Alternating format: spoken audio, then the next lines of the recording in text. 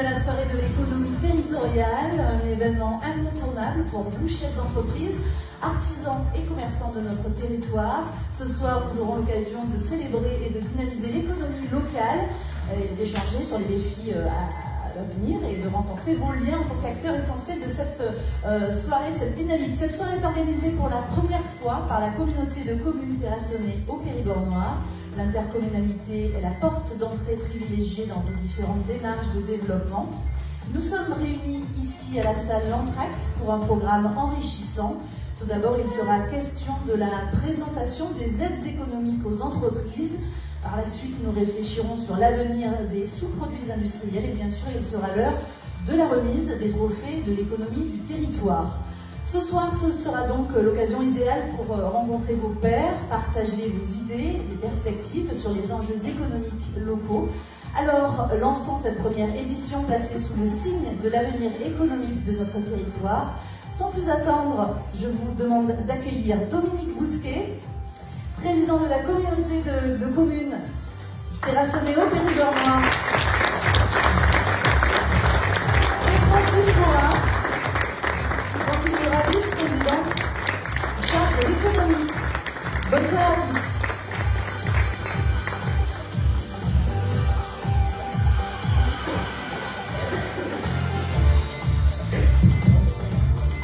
Bonsoir à toutes et à tous. Donc ce soir, nous nous retrouvons chefs d'entreprise des différentes chambres, chambre des métiers, chambre d'industrie, monde agricole,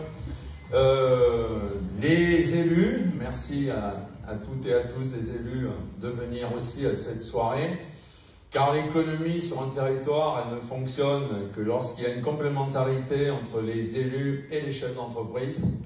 Merci aussi à la presse qui nous aide aujourd'hui à organiser cette petite soirée. Alors soyez indulgents, c'est une première, il y en aura d'autres. Donc on va avec Francine Bourra et Stéphane de Russe, notre chargé de mission à l'économie, et puis toutes les petites mains qui ont organisé cette soirée, de vous présenter un petit peu les thèmes et qu'est-ce que fait la communauté de communes. Alors la communauté de communes du Terrassonnet au Périgord noir, c'est la fusion de trois anciennes petites communautés de communes. C'était Terrasson qui était la plus grosse, c'était Hautefort et c'était Thonon qui s'appelait Cossé-Vézère. Donc un jour, au niveau de l'État, il a été décidé de réunir les collectivités, de supprimer des syndicats et de faire des fusions. Donc nous n'y avons pas échappé et une commission de l'État, la CDCI, a dit que nous devions nous marier ensemble. Alors ça n'a pas été un mariage d'amour, hein, c'était même un peu compliqué. Les élus ont dit, des petites communes ont dit, mais qu'est-ce que c'est encore cette structure qui va nous prendre du pouvoir, d'autant plus que des compétences nous ont été transférées et en nous les transférant ont été enlevées aux communes. Donc les maires ne voyaient pas toujours ça d'un œil avec enthousiasme. La population s'est dit encore une collectivité de plus avec des secrétaires, du personnel, du bâtiment, des voitures, encore du fonctionnement, il y en a assez. C'est le fameux millefeuille territorial dont vous entendez parler. Et puis les chefs d'entreprise, on dit d'un air dubitatif, hein, on nous parle qu'ils vont nous faire de l'économie, mais on fait toujours beaucoup de promesses et pas beaucoup d'actes. Voilà comment on a commencé en 2014 notre collectivité. Alors c'est vrai que la compétence majeure de la communauté de communes, comme les agglos, hein, les agglos c'est Périgueux, c'est Brie, les communautés d'agglomération, les communautés de communes c'est plus dans le milieu rural, donc on est une communauté de communes assez importante, on est 36 communes, 23 000 habitants, et la compétence numéro 1 c'est l'aménagement du territoire. Donc l'aménagement du territoire, pour nous, c'est à la fois de l'économie et des services à la population. L'économie, Francine Bourra, Stéphane de Russe vont vous dire un peu comment on a appréhendé cette nouvelle compétence avec vous et un certain nombre de choses qu'on a créées. Les services sont indispensables. Les chefs d'entreprise, quand on vous rencontre, vous nous dites, eh bien, on manque d'attractivité. Lorsqu'on veut avoir des salariés, bon, certes, il y a des formations, mais c'est pas le pire, parce que des centres de formation, il y en a. c'est souvent plus motiver les salariés à venir se former et à se faire embaucher. Après, c'est le logement. Donc, on a une politique habitat au niveau de notre communauté de communes. C'est la mobilité. On a la compétence mobilité depuis peu et on est en train de réfléchir comment on peut permettre aux uns et aux autres de se déplacer. C'est France Service qui permet aux uns et aux autres de répondre à leurs problèmes administratifs. Donc, voilà à quoi ça sert cette communauté de communes qui n'est pas toujours connue. Après, quand il y a des enfants, ben, les écoles, c'est les municipalités, les collèges, c'est le département. Avec Francine, on est aussi conseillers départementaux. Et par contre, il y a les crèches, c'est souvent les municipalités. On a les centres d'accueil et de loisirs qui refusent aussi quelques gamins. Et les gens ne sont pas toujours contents. Quand on a pris ici à Terrasson l'Estrade, il y avait beaucoup de places vides. Aujourd'hui, il y a beaucoup de gens en liste d'attente. Donc, les 30 personnes qu'on n'a pas prises cette année à l'Estrade, ben, ils sont pas très contents. Donc, tous ces services, il faut les développer, il faut les rendre opérationnels. Et tout ceci avec des contraintes financières, vous en avez, des contraintes administratives, vous en avez. Et au milieu de tout ça, ben, il faut faire vivre le territoire. Donc, c'est un cours de cette première soirée. On va vous expliquer un petit peu ce qu'on a fait, en sachant qu'on ne peut pas, les meilleurs élus du monde, s'ils n'ont pas les bons collaborateurs, et je remercie ceux qui sont là, et s'ils n'ont pas un partenariat, une complémentarité avec le monde économique, eh bien rien ne peut se faire. Donc merci d'être là, et puis bonne soirée.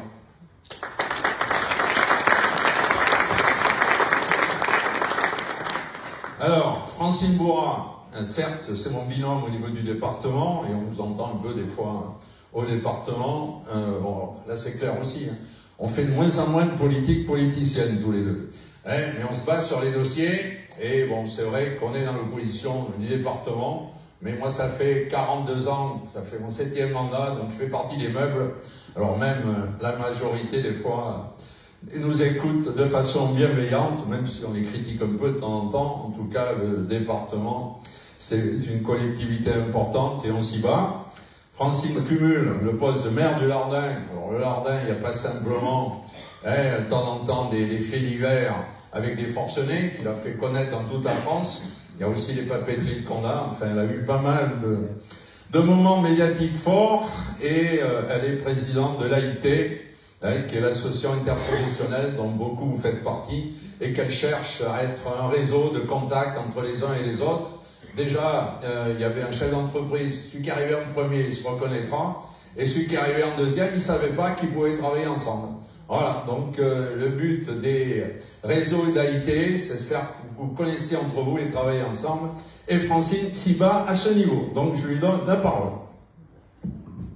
Merci, bonsoir à toutes et à tous. Merci Monsieur le Président. Donc comme tu viens de le dire, c'est effectivement la première soirée pour nous de l'économie territoriale. Donc il faudra être un petit peu indulgent s'il y a quelques couacs, mais on va essayer d'être des pros et il n'y en aura pas. Voilà, donc moi je vais vous parler un petit peu de ce que l'on a fait. Alors lui il dit depuis 2014, moi je vais dire depuis 2020, parce que moi je ne suis pas un dinosaure et j'ai été élu que depuis 2020. Voilà, alors la communauté de communes, le principal enjeu donc, de notre communauté de communes pour ce territoire, c'est le développement économique et l'attractivité de notre territoire. Alors qu'est-ce qu'on a fait pour ça?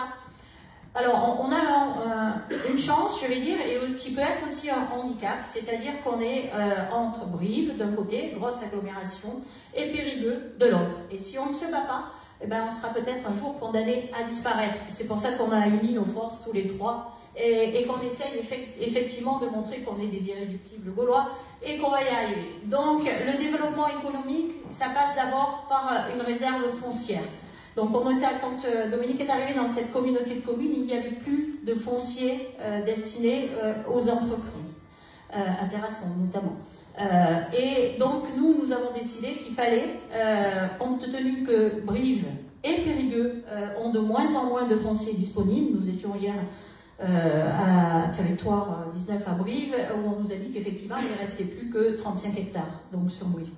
Donc nous avons fait le pari qu'après, ben, forcément, les deux agglos, elles vont reculer. Et donc il faut avoir le foncier disponible pour pouvoir répondre à cette demande quand ça va se présenter. Ça s'est déjà présenté, je vous le dirai tout à l'heure. Donc nous avons à ce jour acheté 17 hectares, donc sur à la fois Hautefort, Tenon et Terrasson. Et nous sommes en train d'acquérir les 3 derniers hectares, donc ce qui fera, enfin les 3 derniers pour le moment, en tout cas, ce qui fera 20 hectares de réserve foncière. Voilà, donc vous voyez que quand les chefs d'entreprise arrivent et qu'ils vous disent qu'ils veulent s'installer, il faut être prêt et il ne faut pas leur dire on va acheter et on l'aura dans 2 ans, c'est trop tard, c'est mort et par ailleurs. Et on est juste à côté de l'Occitanie, qui est une région, je dirais, qui accompagne énormément ces entreprises et qui est très très attractive. Donc on doit vraiment se battre pour lutter contre elles. Voilà, donc je sais qu'il y a des représentants de la région ici, je les en remercie d'être venus ce soir, puisque la compétence économique est avant tout une compétence de la région, et nous, la communauté de communes, nous avons la compétence surtout en immobilier d'entreprise. Et ensuite, je vous expliquerai comment ça se fait qu'on vous donne des aides. C'est par délégation, effectivement, de la région.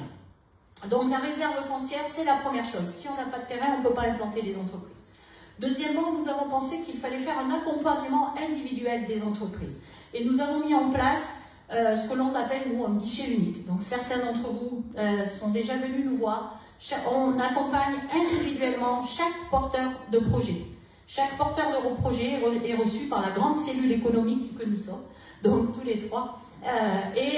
Ensuite, donc, nous nous orientons soit vers les chambres de métiers, soit vers les chambres de commerce, soit vers l'initiative Périgord, vers Périgord Développement, avec qui nous travaillons pour monter les projets, de façon à ce que les porteurs de projets n'aient pas à aller frapper à toutes les portes. En une seule fois, en une seule réunion, on est capable de leur apporter, ils le savent, tous ceux qui en ont bénéficié ici, on est capable de leur apporter des aides. Souvent, c'est des subventions. Si ce n'est pas des subventions, c'est des conseils, et c'est leur donner les bonnes adresses là où il va falloir qu'ils s'adressent. Donc pour eux, c'est gagner du temps. Pour nous, ça s'appelle tout simplement de l'efficacité. Ensuite, nous avons, grâce à la région, donc, qui a lancé un dispositif qui s'appelle le dispositif marque employeur.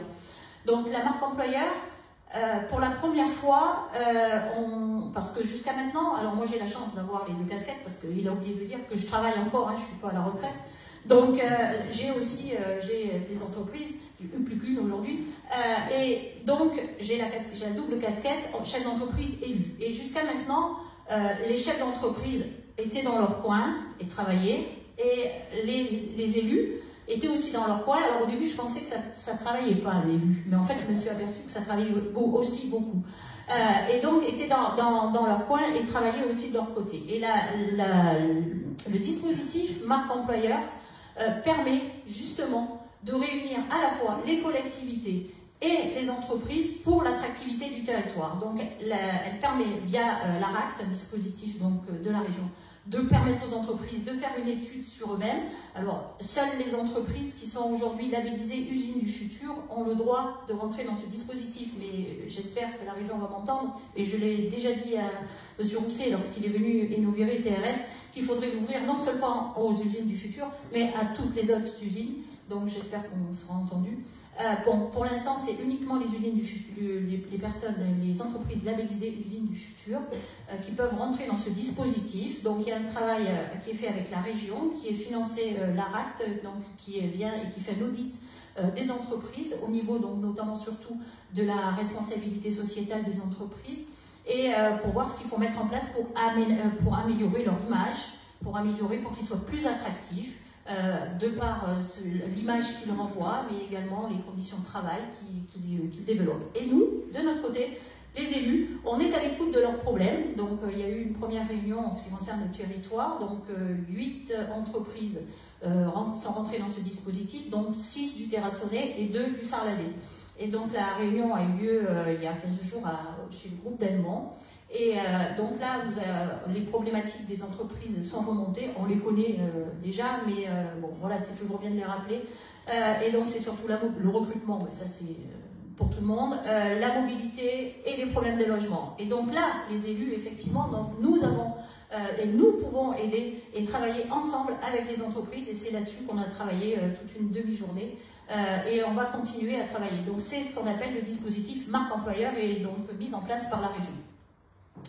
On a également voté, pour ceux qui en ont bénéficié, des aides directes. Alors je vous disais tout à l'heure qu'on avait la compétence économique pour l'immobilier d'entreprise, certes, mais grâce à une convention donc, qui est passée avec la région dans le cadre du SRD2I. Alors je vais essayer de vous dire ce que c'est sans l'écorcher. Le schéma de développement régional économique d'innovation et d'internationalisation. Voilà.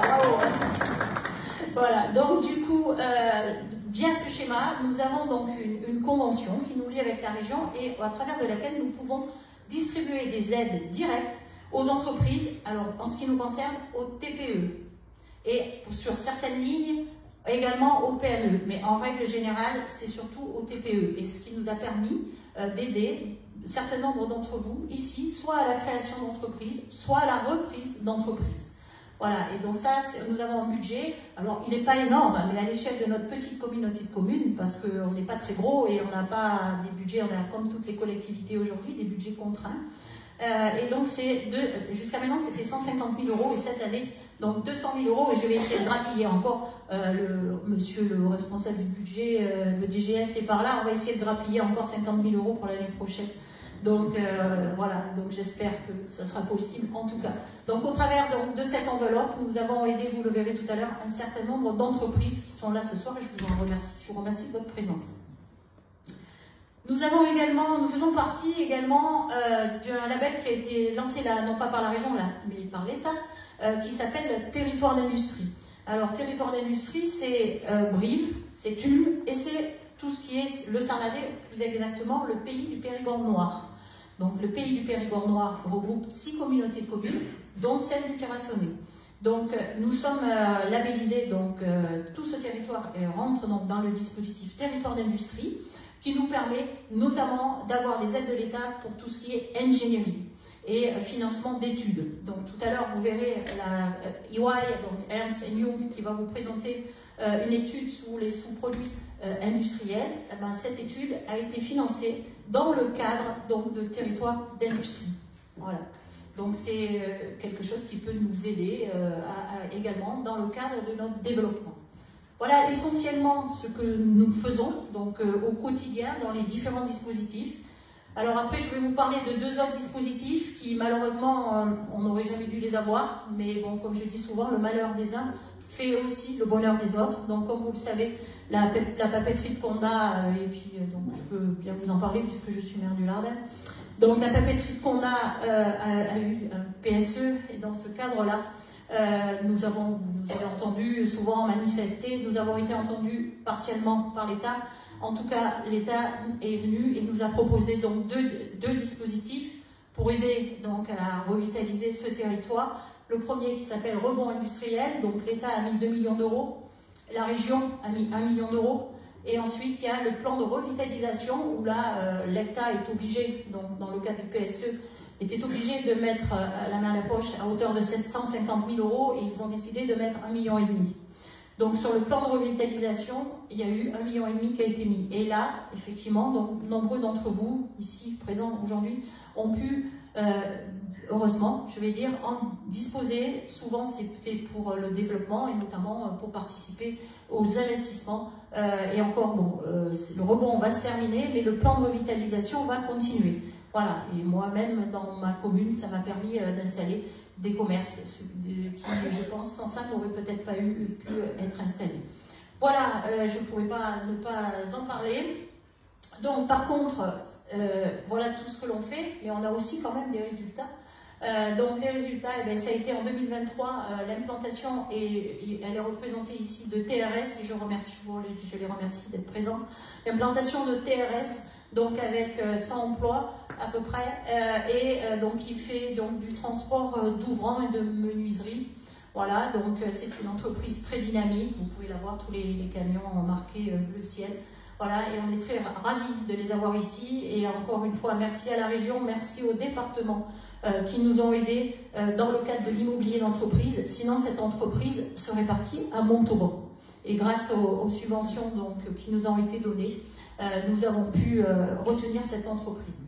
La deuxième, c'est Mondial Relais. Donc Mondial Relais s'est implantée cette année. Elle a ouvert en juillet, elle a ouvert ses portes en juillet. Donc là, elle est en croissance. Aujourd'hui, il y a à peu près 30 salariés, c'est pas énorme, mais normalement les effectifs doivent doubler Il faut savoir que ça sera le hub régional donc pour de Mondial Relais. Là, ils ont leur chaîne de tri la plus performante, c'est 10 000 colis à l'heure. Voilà. Donc avant, ils faisaient ça en une journée. Voilà. Donc ils vont normalement doubler aussi leurs effectifs. Voilà, c'est les deux plus grosses réalisations. Je ne vous parle pas de tous ceux que l'on aide à rester là, à se développer aussi. Ça, ce sont des nouvelles implantations.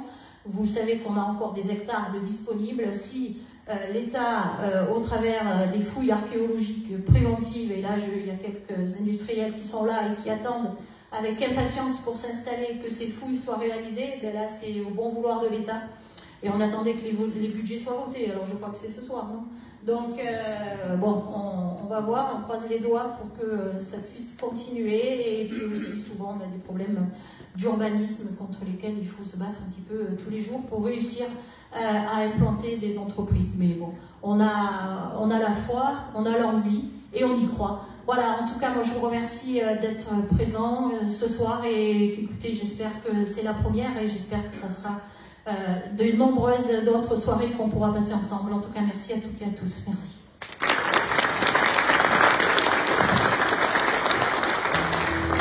Merci Francine Morat, merci Dominique Bousquet. À présent, pour nous présenter les aides économiques du territoire, je vous demande d'accueillir Stéphane Derus, chargé de mission économie et communication. Bonsoir Stéphane.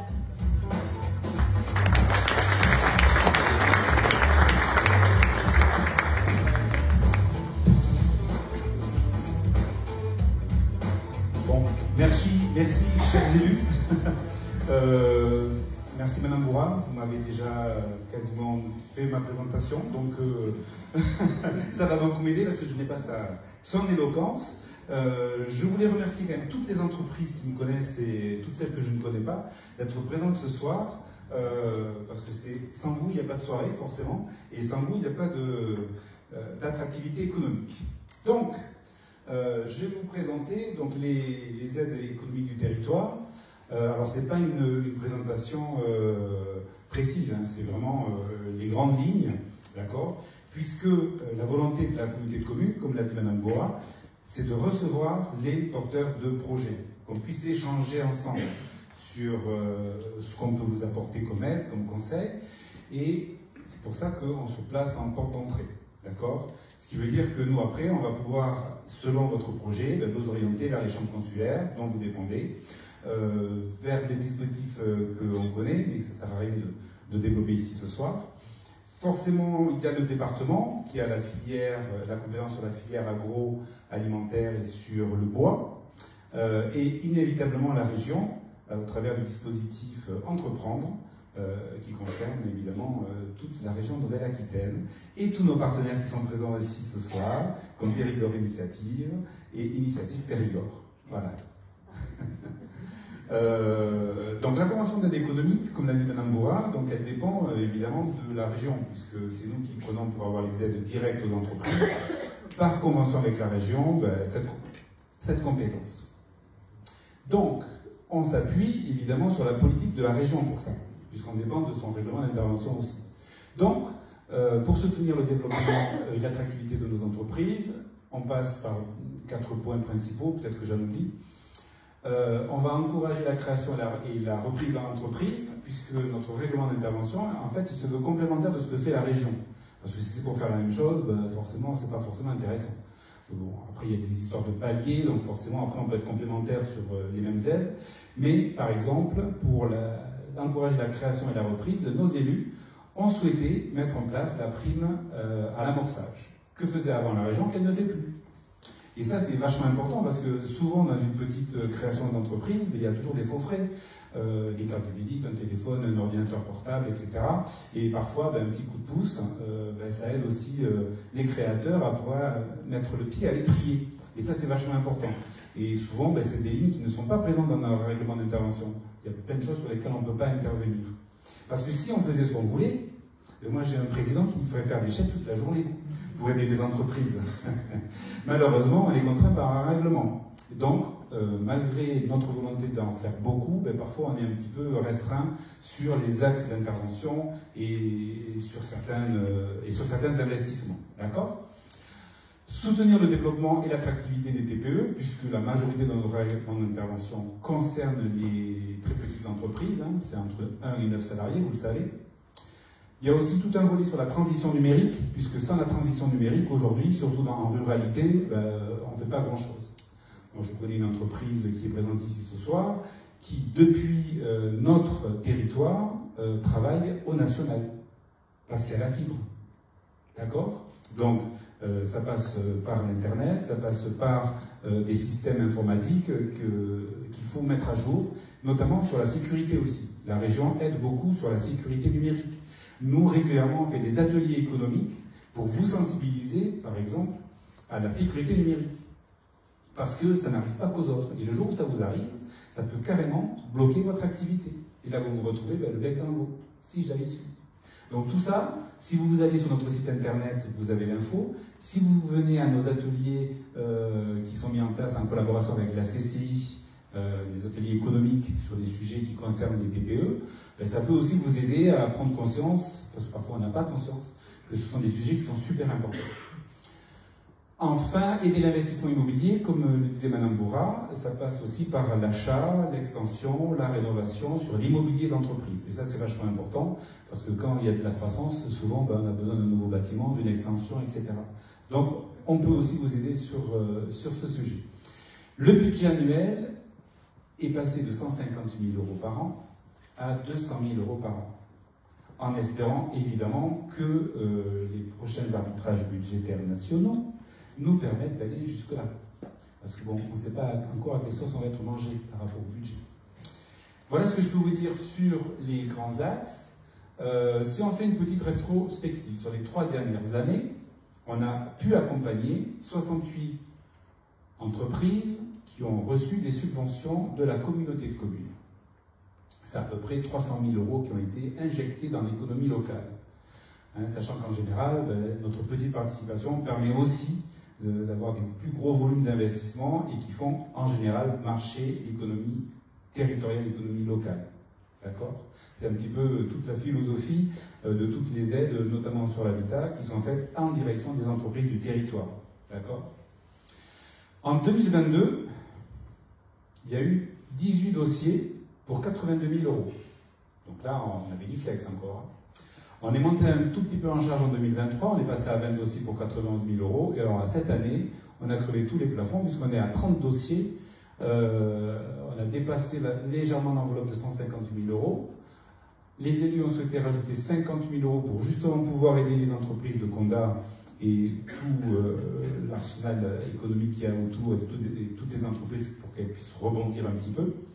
Donc il y a eu un effort de la collectivité de 50 000 €. Et on espère qu'effectivement en 2025, on aura le même budget à 200 000 €.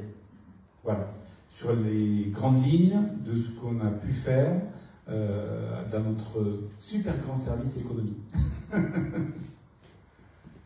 Et alors vous allez me dire, mais alors tout ça, ça concerne quelle ville? En fait, ça concerne tout le territoire. Absolument tout le territoire. On a des entreprises dynamiques partout.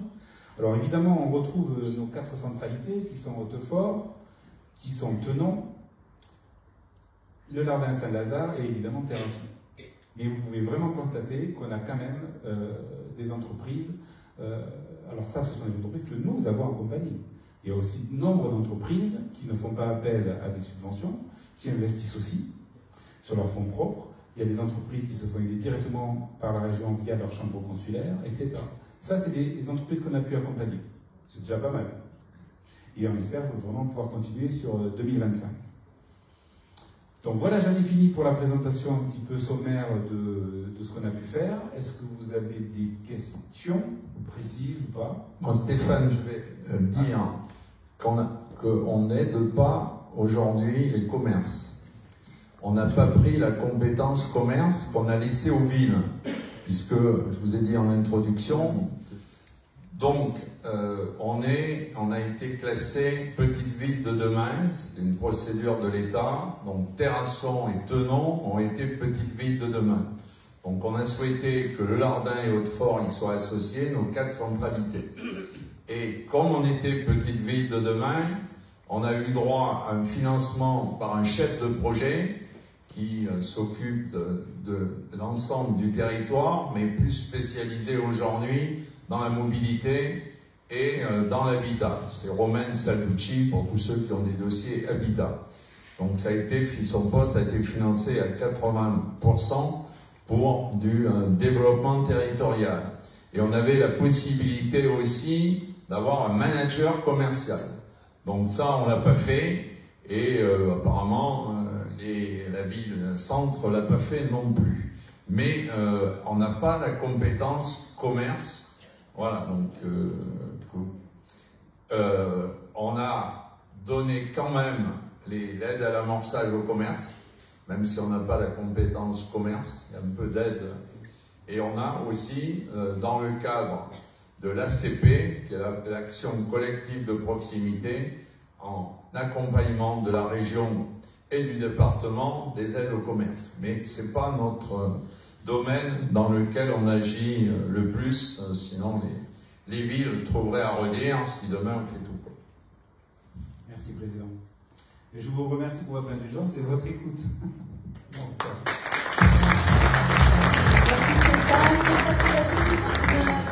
S'il y a des questions, c'est moi qui leur ai coupé le sifflet. Tout à l'heure, les questions, s'il y en a. Ou alors ils viendront dans le bureau et poser. Quoi. Ah oui, alors évidemment, vous n'hésitez pas. Vous avez mon numéro un petit peu partout sur le site, sur toutes les publications Facebook. Abonnez-vous au feed Facebook, c'est vachement important. Parce qu'au-delà de tout ce qu'on peut partager sur la vie du territoire, il y a souvent les actions de la communauté de communes qui sont mises en avant. Et souvent, il y a des dispositifs nouveaux, comme un Tchoum pour la mobilité, que vous pouvez découvrir à travers le feed Facebook. Voilà, ça ne mange pas de pain, vous vous abonnez au feed Facebook, vous faites abonner votre famille, vos copains, vos amis, et vous allez sur le site internet. Merci. Merci Stéphane. Une belle soirée, il est temps de retrouver une nouvelle thématique, les sous-produits industriels. Et pour nous en parler, pour vous en parler, je demande à Anna Smith-Nora du cabinet Ernst & Young de bien vouloir rejoindre la scène. Bonsoir Anna.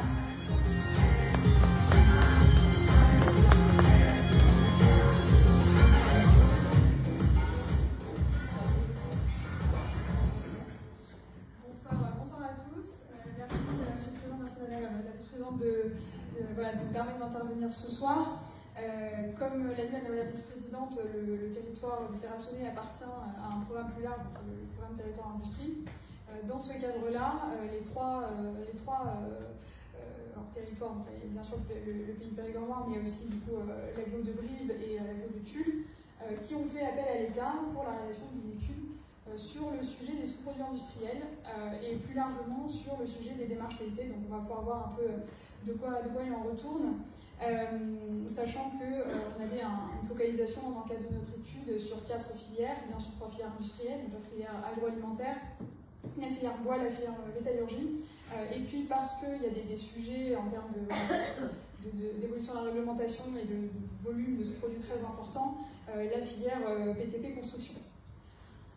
Donc là, je voulais aborder avec vous ce soir trois sujets. Déjà un petit élément de contexte autour de ce que c'est que l'écologie industrielle et territoriale, pourquoi c'est potentiellement important à la fois pour les territoires nationaux mais aussi pour les entreprises.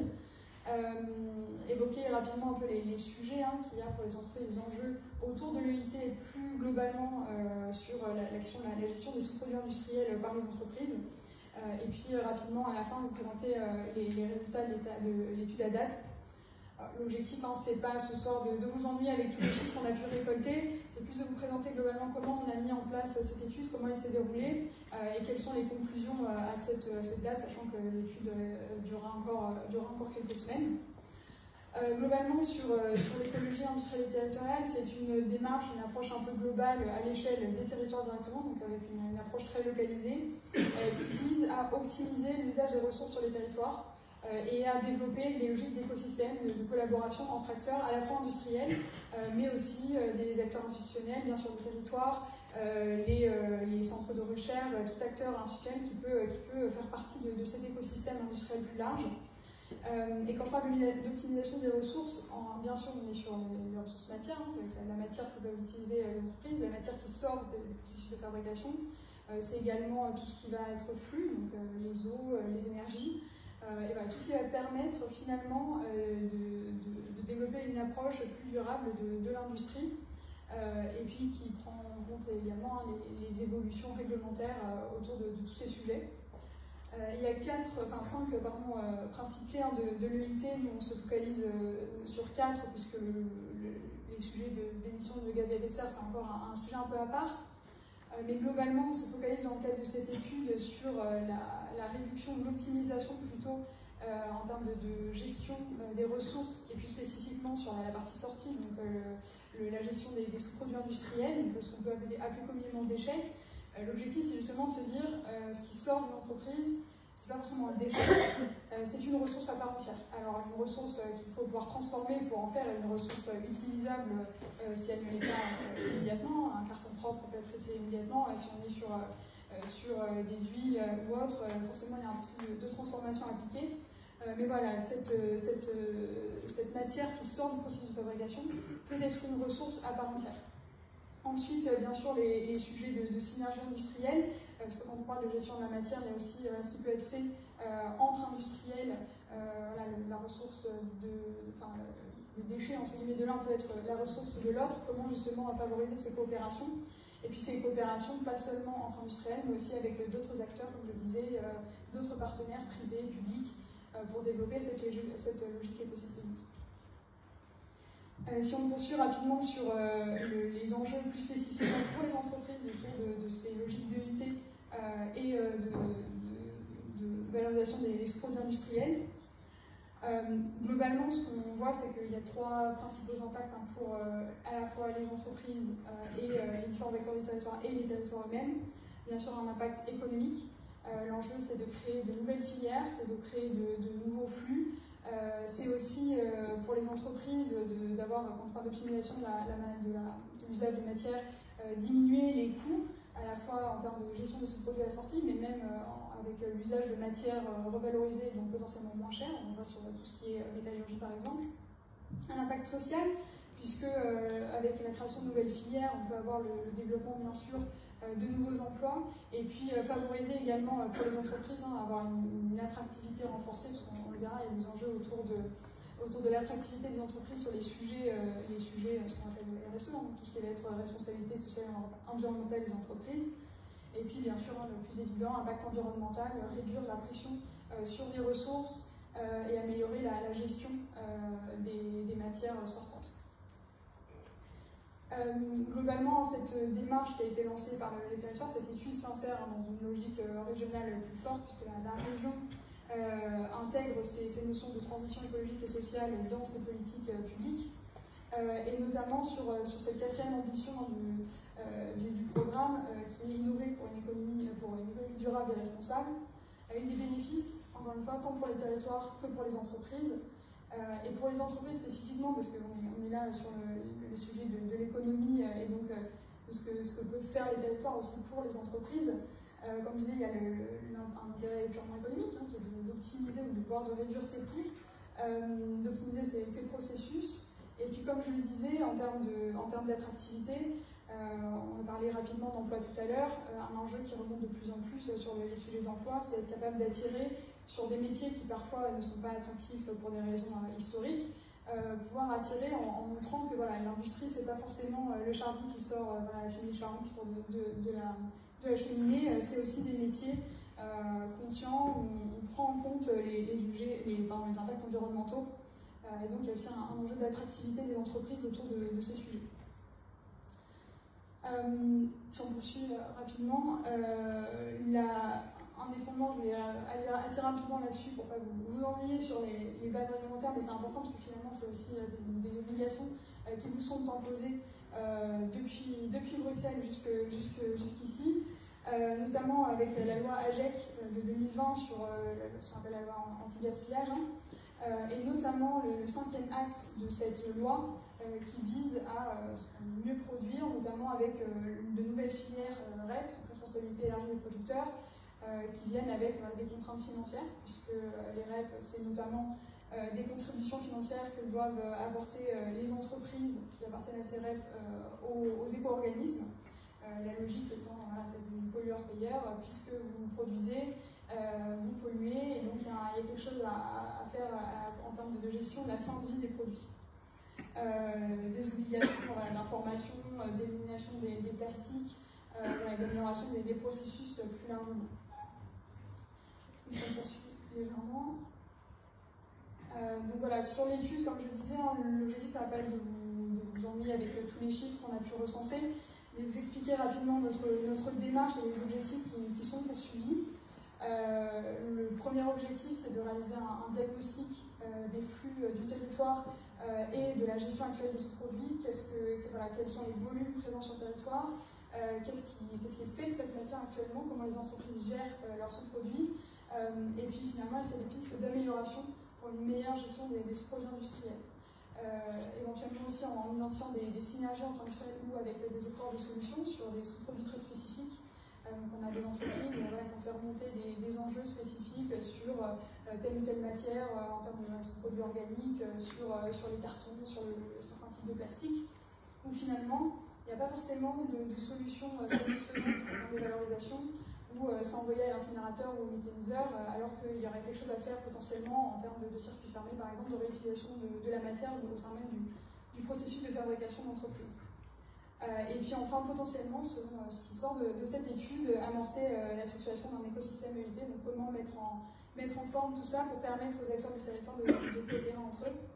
Et en termes donc, rapidement de méthode, on est notamment deux principales ressources, ça a été à la fois des échanges qu'on a pu avoir avec des acteurs industriels de tout le territoire, donc à la fois bien sûr du pays périgord, notamment du terrassonné, mais aussi de Brive et du Tulle, acteurs sur les 4 filières que j'ai mentionnées, des entretiens avec des acteurs institutionnels également, donc bien sûr les têtes de filière qui ont consacré du temps pour cette étude, et un questionnaire qui a été diffusé en ligne, donc peut-être que certains d'entre vous présents ont pu répondre à ce questionnaire, qui visait lui plutôt à avoir une approche quantitative. Voilà, on voulait avoir un maximum de données pour avoir une compréhension précise de ces flux.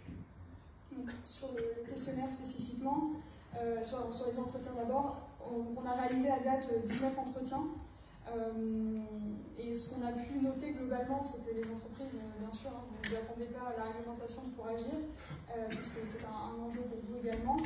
Et donc globalement, les entreprises ont déjà mis en place beaucoup de choses en termes de gestion de leurs sous-produits. Elles ont des partenaires bien identifiés.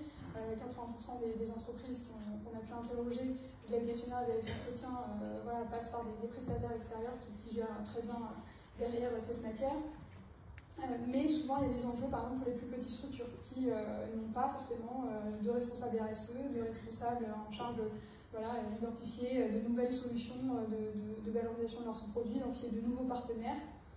Et donc, il y a un sujet autour de certaines entreprises, certains plutôt petits sites, qui pourraient être accompagnés sur ces sujets. Comme je disais, la plupart des sous-produits actuellement sont traités par les entreprises, il n'y a pas forcément d'enjeu là-dessus, mais voilà, il y a certaines matières pour lesquelles il y a des pistes d'amélioration qui ont été identifiées pour faire quelque chose d'un peu plus efficace et que les entreprises, encore une fois, puissent se resservir de cette matière comme une ressource à part entière. Et enfin, sur cette logique d'économie circulaire, où le but aussi c'est de pouvoir lever les freins à des actions plus collaboratives, notamment le fait que c'est un territoire relativement rural, donc il y a des sujets d'isolement géographique, de distance, qui engendre tout un tas de sujets par rapport au stockage ou autre. Rapidement sur le questionnaire, je ne vais pas vous emmener longtemps avec ça, mais globalement, comme je disais, notre objectif c'était d'avoir un maximum de données, à la fois sur les flux entrants, sur les flux sortants, sur les modes de valorisation actuels des entreprises et comment les entreprises s'insèrent plus largement dans l'écosystème local sur ces sujets de valorisation des sous-produits. Et globalement, sur les réponses qu'on a pu avoir, comme je disais, 38 réponses exploitables sur 46, on est plutôt sur des petites moyennes entreprises, moins de 100 emplois, avec une forte prépondérance quand même de la filière agroalimentaire qui représente un peu plus d'un tiers des répondants. Et puis voilà, les autres filières qu'on a pu interroger, métallurgie, bois, construction de BTP bien sûr. Et donc je vais juste clore avec ces quelques enseignements clés à date sur la gestion des sous-produits industriels sur le territoire, sur le potentiel en termes de développement d'une logique EIT. Certes, on est sur des volumes assez petits, de sous-produits, et globalement une entreprise, comme je disais, gère déjà plutôt bien ce sujet, c'est quelque chose que vous avez déjà bien intégré.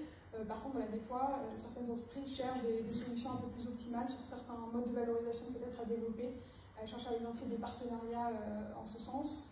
Et donc à ce moment-là, il faut identifier si on est par exemple sur une logique de partage ou de mutualisation avec une entreprise voisine, quels sont les freins à cette mutualisation. Est-ce que c'est un problème de stockage, de logistique, est-ce que c'est un problème de type de matière, pour pouvoir mettre en place cette démarche collective. Avec quelques sous-produits qui ont pu être identifiés, notamment bien sûr sur la filière agroalimentaire qui a été un peu surreprésentée dans notre étude, mais sur certains produits spécifiques comme les déchets dans l'affinage, demandant qu'il n'y a pas de gros acteurs dans la gestion des biodéchets sur le territoire, et que globalement, beaucoup de la partie traitement est faite en dehors du territoire, la collecte est faite localement, puis le reste est géré à l'extérieur. Voilà, je pense que les questions, si j'ai bien compris, c'est plutôt à la fin. Mais voilà. C'est maintenant. Donc n'hésitez pas si vous avez des questions sur cette étude. Surtout ce qu'on a dit avant. Sur ce qui a été dit avant, moi je peux pas répondre. Mais Bon, profitez-en, après on va conclure et après on va voir un petit. Oui, bonsoir. Denis Laroche, Acquis France, à Terrasson. Voilà, bon, j'avoue que je suis un peu perdu, mais j'ai un peu de mal à comprendre dans une démarche RSE, puisqu'on est tous quand même amenés dans cette direction-là, à la fois, comme vous le disiez, par la région, par les lois qui, globalement, enfin les réglementations, et même les aides nous incitent à avoir une démarche RSE. J'ai un peu du mal à comprendre à quel moment il faut isoler dans la démarche RSE l'EIT, et quel peut-être du coup, parce que a priori, si on remplit les critères du démarche RSE, on est en plein dans l'EIT. Et puis j'ai juste une autre petite question.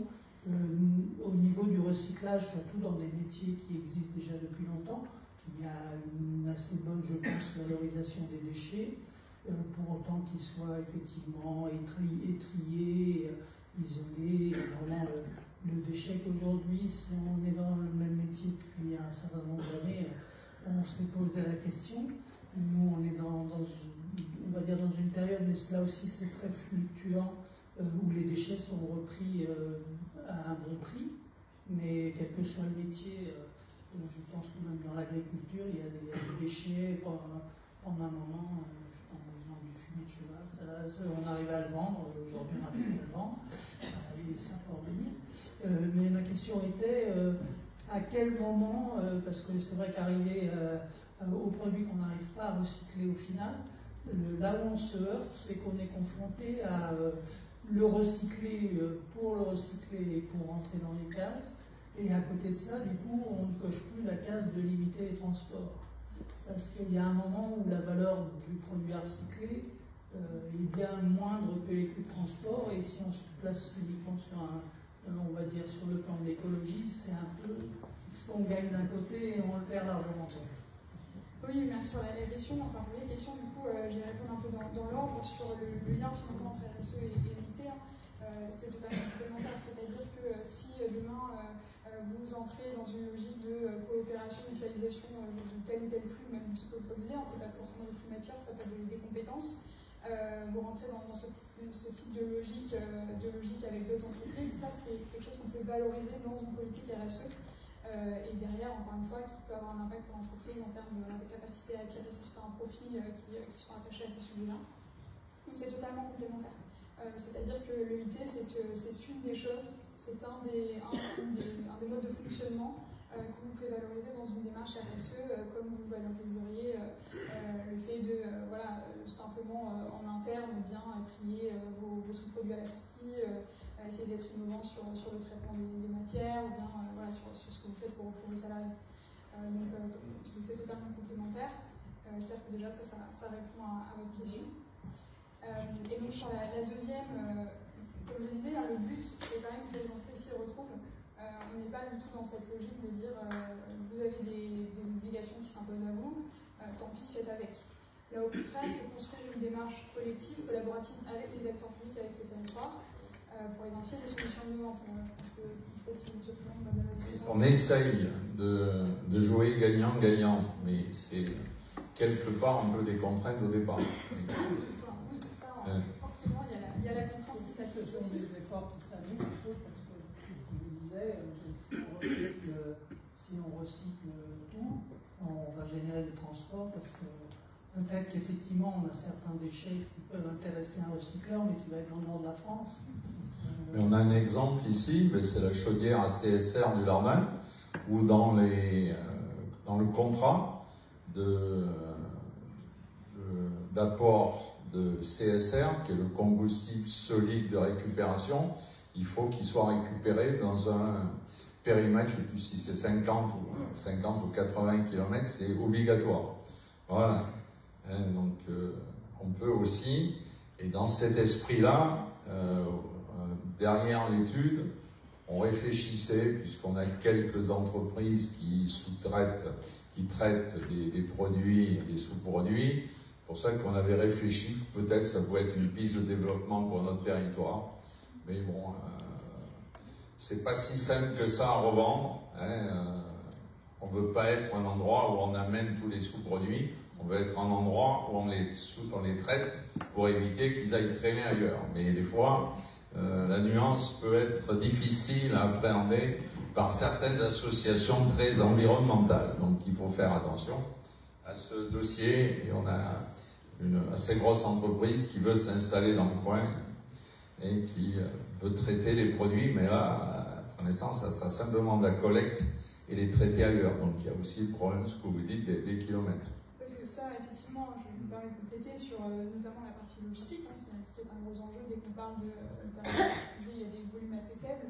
Donc, si les entreprises ont des volumes faibles, forcément, il y a un moment où soit il faut qu'elles puissent stocker sur site, soit il faut qu'elles trouvent des solutions pour éviter d'avoir trop de flux.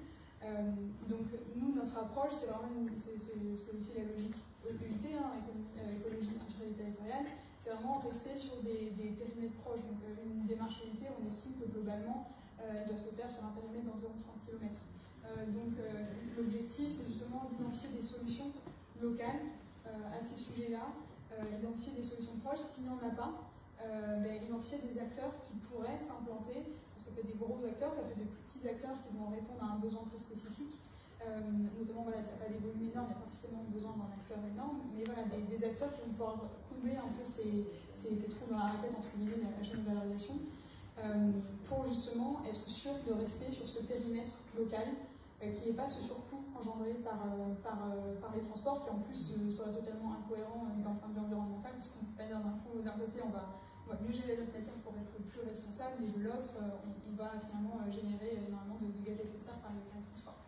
C'est totalement intégré dans notre étude où justement on a une approche par bassin, par zone d'activité, sur des périmètres d'environ 30 km, où on essaie de voir voilà, qu'est-ce qui peut se faire sur ces zones-là, entre les entreprises, avec des apporteurs de solutions. Voilà, le CVA par exemple, sur tout ce qui est gestion des sous-produits organiques, comment trouver des solutions un peu innovantes à l'échelle locale pour améliorer la gestion de ces sous-produits.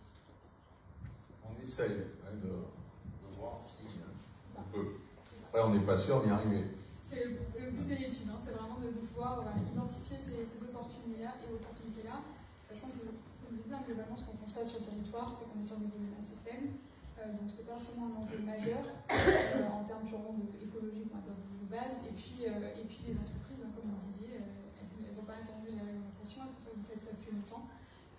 Et donc les filières sont quand même déjà bien implantées, il y a beaucoup d'acteurs sur le territoire déjà qui font le gros du travail. L'enjeu pour nous, c'est de trouver pour ces quelques matières où justement on n'est pas à un niveau optimal de valorisation, qu'est-ce qui peut être fait en plus. Il y a tout simplement l'assainissement aussi, qui est une compétence de la communauté de communes. Donc, c'est des gros dossiers financiers. Donc, à Terrasson, on a fait une station d'épuration qui a coûté 5,5 millions. Et dans ces 5,5 millions, il y a 1,5 million pour la pérennité des fermiers du Périgord, qui doivent être là ce soir. Voilà. Donc, c'est aussi le maintien de cette entreprise. Après, il y en a d'autres qui auront besoin demain de prendre en compte l'assainissement, et on est en train aussi, là on est, en gros service, on est deux. À l'économie, avec eux. À l'assainissement, il y a 2 personnes qui sont en train aussi de travailler quand des entreprises ont besoin qu'on prenne leur assainissement, les eaux usées. Et puis ça chiffre vite, là.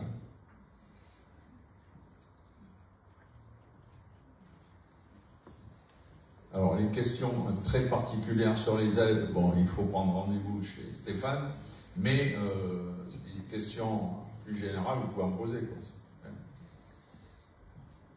Donc, en ce moment, on cherche à agrandir nos zones, c'est la priorité. On prend un peu de retard, comme l'a dit Francine, avec les fouilles préventives. Mademoiselle Dessert à Thonon, on parle beaucoup de Terrasson, mais c'est un petit faible aussi pour Thonon. Il y a un investissement de 12 millions qui est prévu. Et eux, c'est pareil, leur assainissement, ils le mettent dans des camions et ils l'amènent ailleurs. Donc ça répond un peu, s'ils n'ont pas fait de station à Thonon. Alors est-ce qu'il faudra faire une station? Jusqu'à présent, ils avaient meilleur compte à faire comme ça. Mais peut-être que si la boîte aura investi 12 millions, il faudra peut-être y penser. L'enjeu aussi qu'on voit à travers cette étude et plus globalement sur les sujets de gestion des matériaux, de l'IT, etc. C'est comme je disais, la réglementation, comme je vous ai parlé un peu de la loi AGEC de 2020, mais voilà, il y a certaines, cette loi, entre autres, prévoit différentes évolutions réglementaires jusqu'en 2040 sur les emballages, le suremballage, sur l'usage du plastique non recyclé. Voilà, donc il y a un certain l'élargissement des filières REP, comme je disais, une filière REP. Effectivement, vous appartenez à une de ces filières, maintenant c'est vous qui devez faire le tri, donc vous devez avoir les bonnes bennes, vous devez avoir les compétences en interne pour identifier la matière, savoir où elle va, donc ça engendre un surcoût pour les entreprises, et donc plus ces évolutions sont anticipées, plus derrière, voilà, ce qui doit être mis en œuvre peut l'être en temps et en heure pour éviter ces surcoûts et que ces transitions puissent se faire de manière assez souple. Merci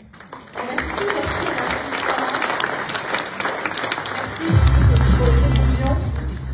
Et maintenant, le moment que vous attendez toutes et tous, la remise des trophées de l'économie territoriale. Et pour remettre le trophée du développement durable, j'invite Stéphane de Russe à venir sur scène. Stéphane.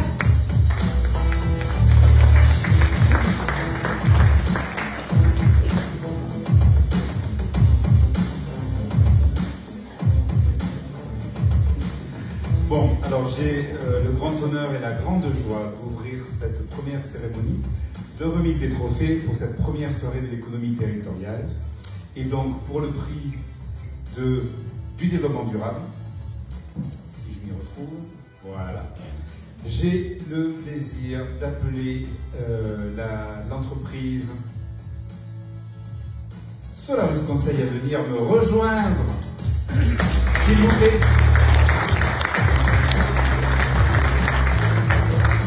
Venez tous, oui, bien sûr. On va faire de la place. Quelle surprise, bonsoir. Bonsoir, bienvenue.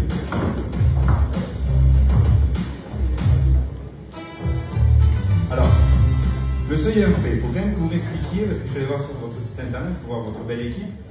Et il y a... Non, c'est vrai? C'est elle? Mini? C'est qui Mini? Effectivement, sur le site internet, on a une égérie. C'est un petit chien, un petit chihuahua, c'est Mini. Et il y a des gens qui la connaissent apparemment. Et je pense que ça reflète un petit peu, merci beaucoup, ça reflète un petit peu l'esprit qu'il y a chez Solarus Conseil. En fait, quand on a... C'est quoi l'histoire de Solarus Conseil en 2 mots? Il y a 3 ans de ça, en fait, je me suis dit, est-ce qu'on ne pourrait pas aider les artisans à être compétitifs quand il s'agit du photovoltaïque par rapport à des géants? C'est-à-dire qu'une PME dans le coin, c'est compliqué pour elle de lutter à armes égales avec Bouygues, Vinci ou là je vous cite des géants que vous pouvez connaître. Et évidemment, la difficulté pour elle, c'est d'avoir les ressources pour pouvoir internaliser un bureau d'études. C'était compliqué. Donc le défi, c'était de créer un bureau d'études que des petites PME pourraient effectivement utiliser pour pouvoir jouer à armes égales. Alors est-ce que ça fonctionne? Et dans la réalité, en fait, je peux citer des exemples même d'entreprises du coin, comme l'entreprise Seabra par exemple, qui a l'habitude de faire du photovoltaïque chez des particuliers ou des petites structures. Et aujourd'hui, notre vocation, c'est de les aider à emporter des plus gros marchés quand ils sont en compétition, effectivement, sur les plus grosses structures. Donc je suis très heureux pour eux quand ils remportent des gros marchés comme des entreprises, couvrir des toits d'agriculteurs, ce genre de choses. Et c'est un petit peu notre vocation. Et puis j'ai toujours tendance à dire que chez Solarus Conseil, on a deux valeurs. La première valeur de Solarus Conseil, c'est ce que j'ai illustré là, c'est d'essayer de redorer le blason du photovoltaïque, donc en améliorant effectivement les pratiques au quotidien et en luttant contre les arnaques. Et puis la deuxième vocation de Solarus Conseil, c'est effectivement d'essayer de développer l'emploi à la campagne. On a une chance qui est inouïe aujourd'hui sur notre territoire, c'est qu'on a la fibre et notre marché, c'est effectivement la France entière. C'est assez facile pour nous, effectivement, de pouvoir aider, comme les entreprises de Sarlat ou les PME du coin, partout en France, sur le même modèle. Et c'est ce qu'on essaie de faire. Donc vraiment, je voulais remercier toute l'équipe, parce que on vend de la prestation intellectuelle, et quand vous voyez à quel point je bafouille parce que je parle devant tout le monde, vous comprenez bien que la prestation intellectuelle est plutôt à l'origine produite par l'équipe et pas par moi. Est-ce que c'est possible de les applaudir, s'il vous plaît? Et enfin, je voudrais quand même donner un mot aux élus et aux acteurs économiques qui ont vraiment été un soutien indéfectible. La première fois que j'ai rencontré Dominique ou Francine Bourrin, il s'agissait à peine des ébauches dans l'entreprise, et ils m'ont ouvert tout de suite leur carnet d'adresses. C'était complètement naturel. Moi, je venais d'une autre région, j'avais jamais vu ça, donc vraiment, on a des élus qui font un travail exceptionnel. Alors, c'est vrai que c'est un sujet. Au début, on était à Barse, dans une annexe de mon garage. J'avais un garage de 40 mètres carrés, et je me disais que c'était un super bureau pour commencer à travailler. Sauf que 3 ans plus tard, on a été obligé de déménager très récemment à Azra. Et on est 7 personnes à plein temps à travailler pour Solarus Conseil. Et puis peut-être demain, migrer à Tenon quand la zone le permettra, si jamais les fouilles sont positives. Voilà, merci encore à toute l'équipe.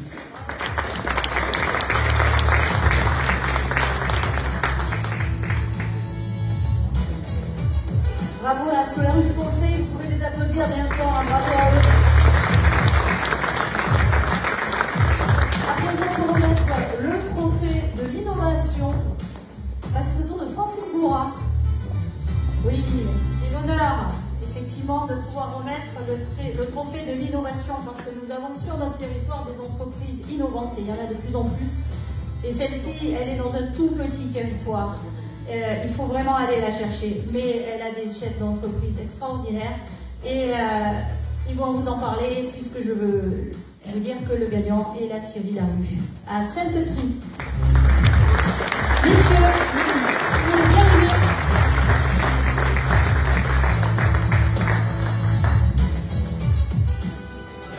J'encourage à monter sur scène, on peut les applaudir, la Scierie Larue.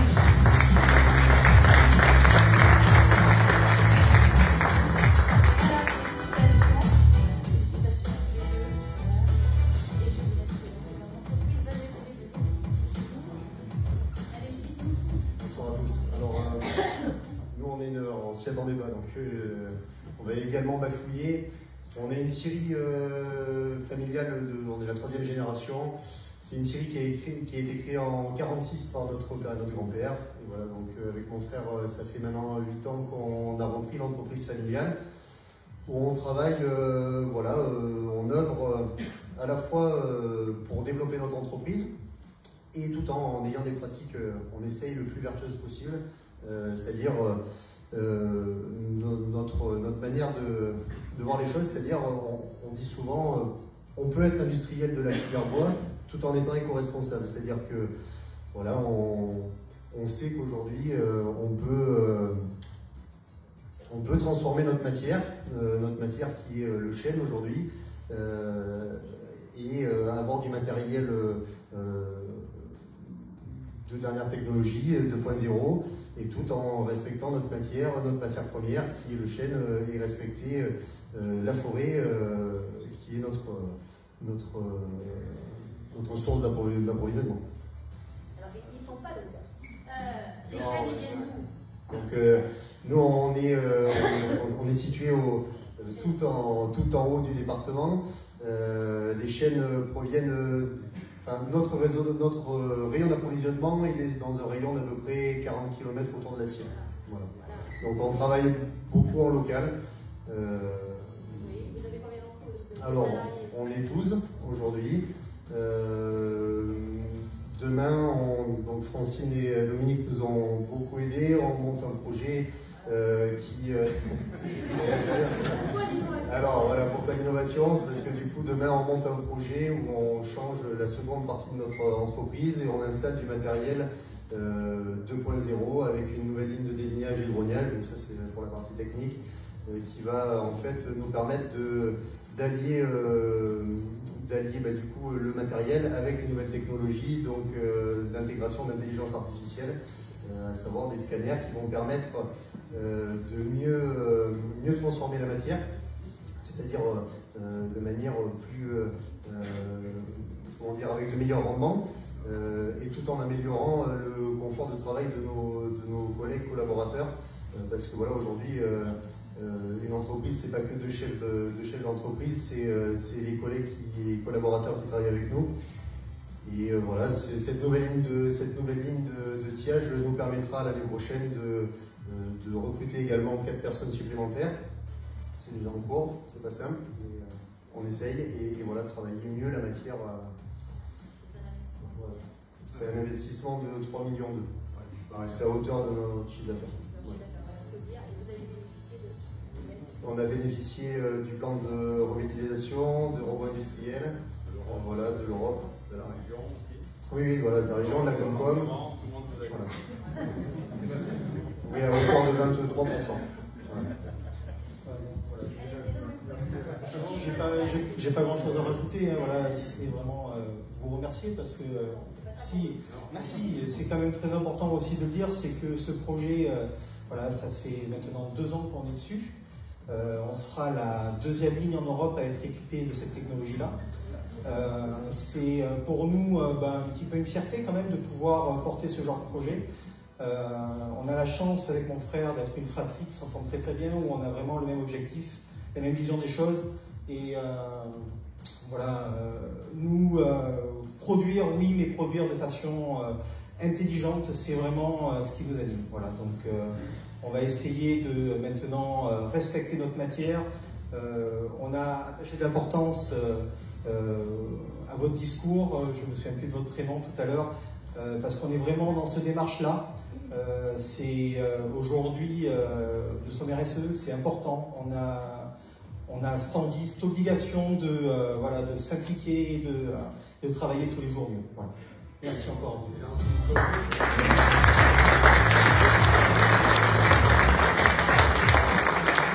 Il faut dire quand même qu'ils sont dans une commune de moins de 100 habitants. Sainte-Trie, il faut aller les chercher. Et à présent, pour remettre le 3e trophée, je passe la parole à Dominique Bousquet cette fois-ci pour la remise du trophée de la transmission reprise.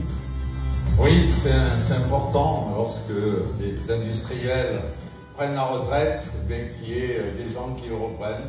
Il y a des aides à ce niveau-là du département, de la région, et nous aussi on accompagne. Donc les 2 entreprises qu'on a vues tout à l'heure, Bars, c'est la capitale de la forêt barade, ça reste Bars. Hein. Sainte-Trie, je ne savais même pas où c'était, c'est 80 habitants. Voilà. Donc aujourd'hui, c'est l'entreprise qui a été reprise à Terrasson, c'est l'entreprise Durand da Silva qui va venir à l'aide de Terrasson.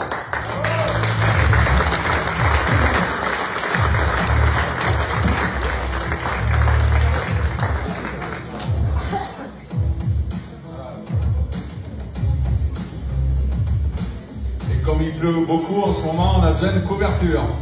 Voilà.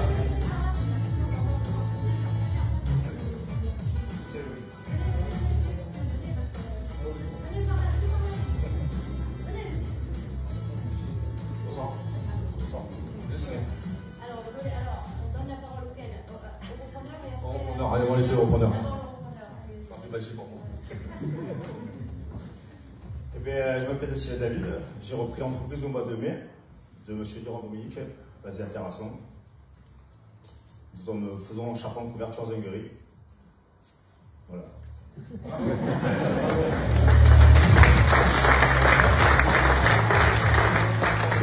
Nous sommes les 5, j'ai 4 salariés, dont moi, chef d'équipe, en chef d'entreprise. Voilà.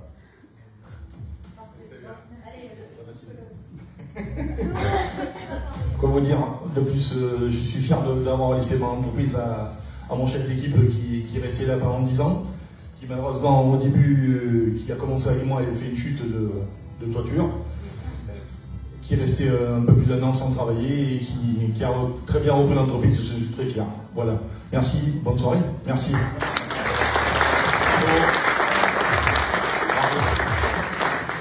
on les applaudit bien fort, évidemment. Stéphane, je pense que ce serait bon qu'ils viennent tous pour la photo, les trois lauréats de la soirée. Restez sur la scène pour la photo. Hein, Stéphane?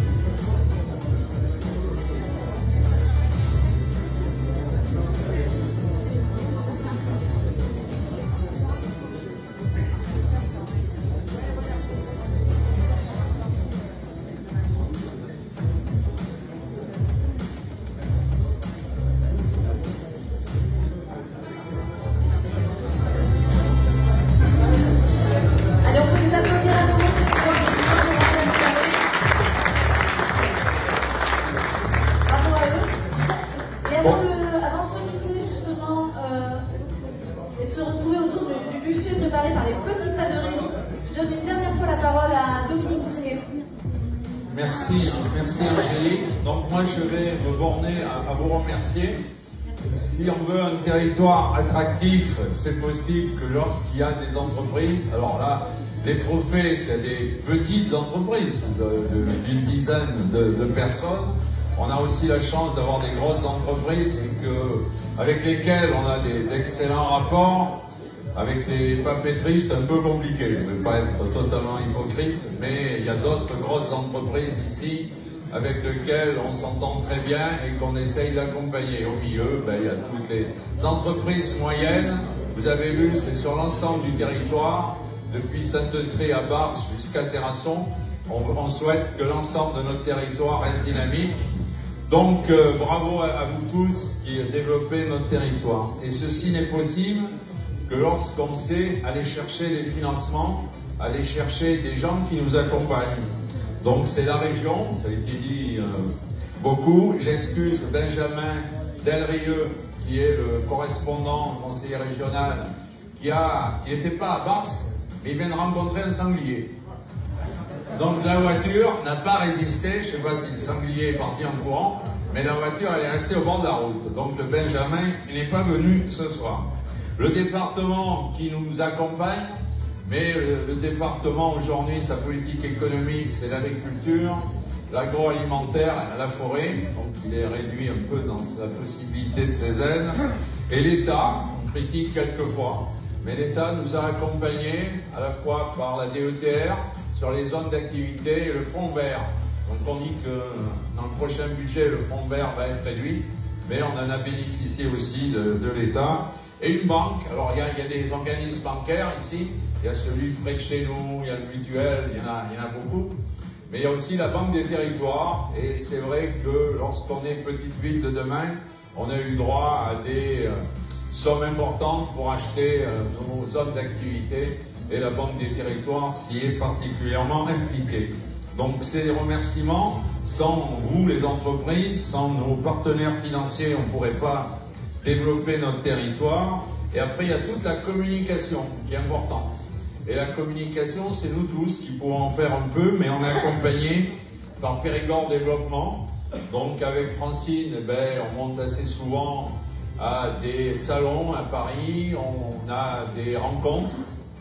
on a quelque chose qui s'appelle Oser Périgord, avec M. Gommet, qui nous rassemble des entreprises qui ont envie de descendre en Dordogne. Et ça marche. Alors les grosses, c'est des fois des hasards. En ce moment, on a un contact avec une grosse. On ne sait pas si ça vous dira. Mais des petites, il y en a aussi qui reviennent en Dordogne, à Hautefort. Il y a Evocati. C'est une entreprise, ils étaient une dizaine à Paris. Il y en a 6 ou 7 qui sont venus s'installer à Hautefort déjà. Et eux, ils font de la traduction de jeux vidéo. C'est vraiment un créneau particulier, mais on allait piquer une entreprise à Paris. Voilà. Après, il y en a une grosse, là, qu'on ne dit pas pour l'instant, c'est en train de se faire, qu'on a piqué à René-sous-Bois, qui va redescendre avec 37 personnes. Voilà, donc c'est grâce à Périgord Développement, ça reste aussi, et Joanne, c'est Périgord Initiative qui apporte des prêts d'honneur en complément des nôtres, et tous les chambres consulaires, puisqu'on a, tu l'as dit, on fait tous les 2 mois un genre de guichet où on se met tous autour d'une table, les chambres consulaires, tous les partenaires financiers, et les dossiers, ben regarde, c'est toi qui aides, c'est moi qui en rajoute, et on aide un petit peu tout le monde dans ces guichets uniques, et c'est Francine qui avait beaucoup pleuré pour qu'on fasse les guichets uniques. Voilà, donc elle arrive, à force de pleurer, elle a réussi à les avoir. Voilà, et on continue à le faire. Donc avec Périgord Développement, c'est le club des ambassadeurs à Paris. Il y a un club des ambassadeurs à Bordeaux. Et je crois qu'au mois de février, on va essayer de mettre un peu de lumière au Sénat sur une des entreprises du territoire. Alors on ne vous amènera pas tous au Sénat, il ne faut pas être jaloux, mais bon, puis, le buffet ici il est meilleur qu'au Sénat. Donc, vous êtes mieux ici. Voilà, donc, et alors il y a autre chose aussi qui peut vous intéresser tous, que vous soyez petits, gros ou moyens. On finance quelque part la maison d'Aquitaine, qui est à Paris, qui est à côté de l'Opéra. Donc on a des bureaux, tout ce qui est informatique, ordinateur, moyens de communication, qui sont mis à votre disposition.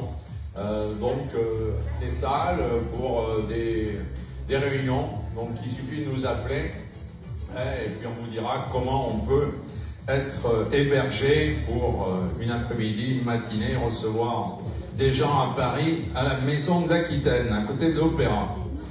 Et c'est gratuit parce qu'on paye. Ok. Voilà. Et dernier point, j'ai vu aussi qu'il y a du monde de l'éducation nationale qui est présent ici. Et c'est aussi, je voudrais les remercier. Ça m'arrive de râler des fois, mais ça m'arrive aussi de dire merci.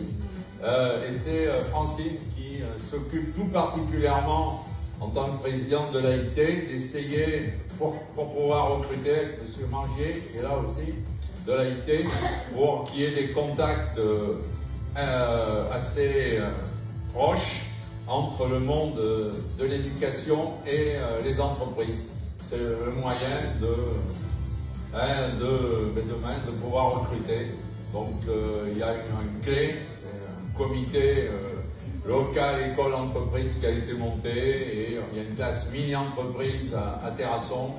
Il va y avoir à Bordeaux, l'année dernière, c'était à Lyon, les Olympiades des métiers, et la communauté de communes participera au financement aussi à ces Olympiades des métiers. Donc merci aussi au monde enseignant qui nous accompagne. Bon, j'ai fini de remercier. On remercie Gino à la sono.